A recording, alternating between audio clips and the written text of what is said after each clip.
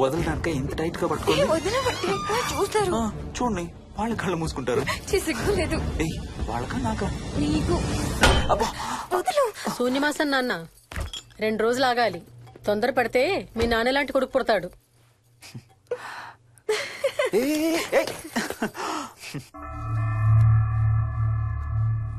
ఒక వారం రోజుల నుంచి ఎవరితో మాట్లాడకుండా అలా ఒక్కడే కూర్చొని బొమ్మలు గీస్తున్నాడు.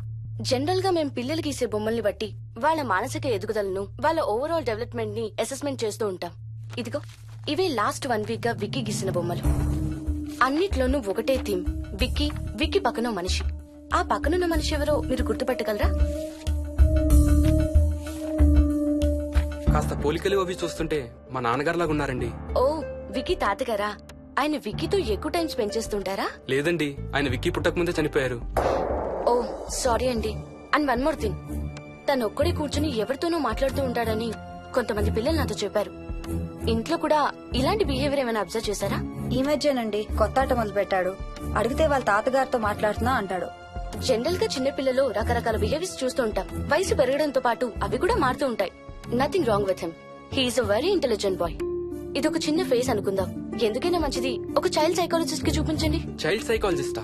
డోంట్ వరీ, విక్కీకి ఏం కాలేదు. ముందు జాగ్రత్త కోసం, జస్ట్ మన మైండ్ లో డౌట్స్ క్లియర్ చేసుకోవడం కోసం. ఇదిగో, హీస్ డాక్టర్ ఆనంద్ శర్మ, మా స్కూల్ కి కన్సల్టెంట్ సైకాలజిస్ట్. ఒకసారి కాల్ చేసి అపాయింట్మెంట్ తీసుకోండి.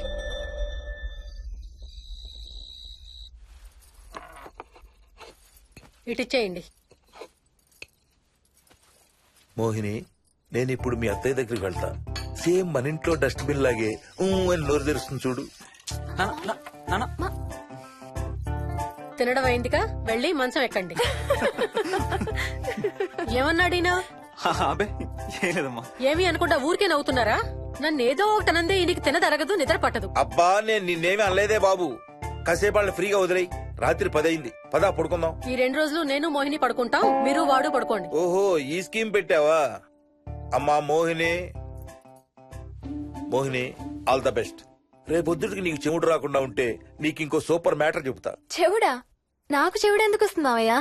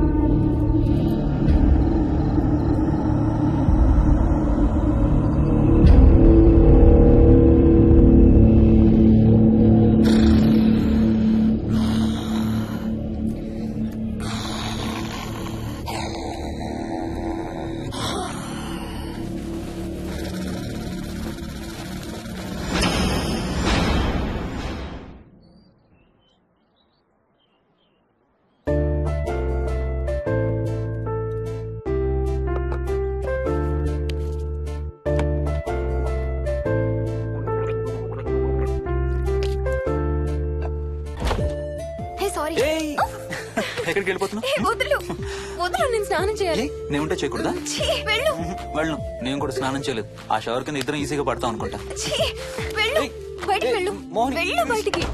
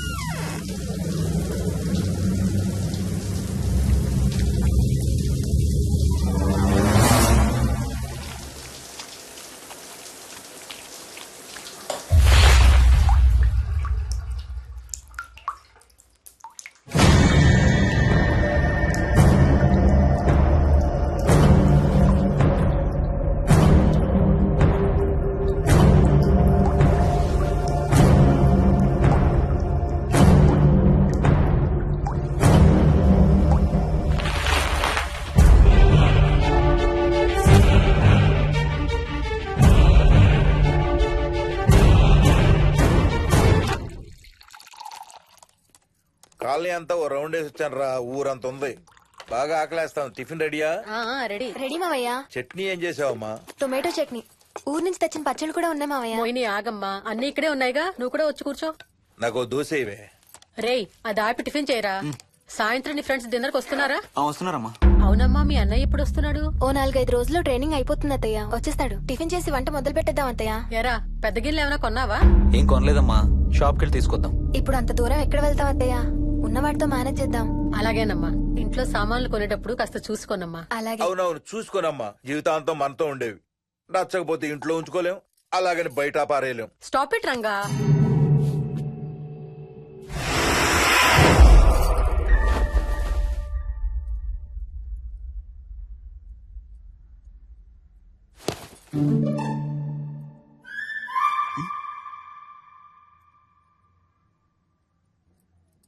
అమ్మ, మంచి లేత వంకాయలు దొరికాయి. ములక్కాళ్ళు, పచ్చిమిర్చి కూడా తెచ్చాను. కొంచెం కడిగి కోసేయ్. సరేమ్మా. యదమ్మా, కొంచెం మిరపకాయలు బయట ఎండపెట్టాలి. పద.